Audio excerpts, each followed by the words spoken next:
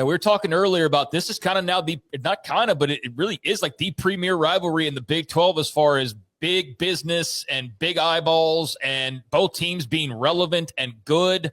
What do you make of an undefeated BYU playing host to a Utah team that just demolished a limitless Arizona State, and how it all plays into probably who plays Tech in Arlington here coming up in 6 weeks or so? By the way, I hope that Baylor and TCU hear everything that you just say, and because they got to step it up. They got to step it up. It's very disappointing that this is not a bigger game this weekend. But so I think that this game this weekend, BYU versus Utah, has a very good chance to be a play-in game to play Texas Tech in Arlington. I think these are the second and third best teams in the Big 12 in whatever order you want to put them in. I think that both of them are rolling right now. I think both of them are legitimate top 15 teams in the country. I think that either of them have a case and a pathway to make the college football playoff if they win this game. So this is a huge matchup.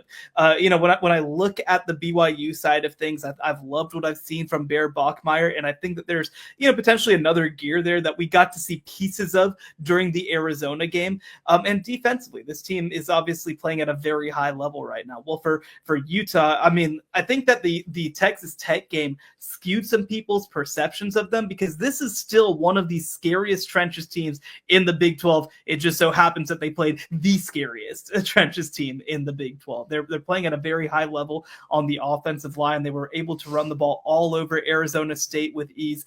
So this is a great matchup. It's best on best in so many cases, be it Utah's offensive line against BYU's defensive line, be it Utah's running game against BYU's running defense, be it even if you want to point to BYU's receivers against Utah's great defensive backs. There's so many great matchups in this game, and I think that means that there's going to be so many different ways that this game can go. I think that ultimately BYU manages to ride the emotions of this game and gets the job done, but really anything could happen.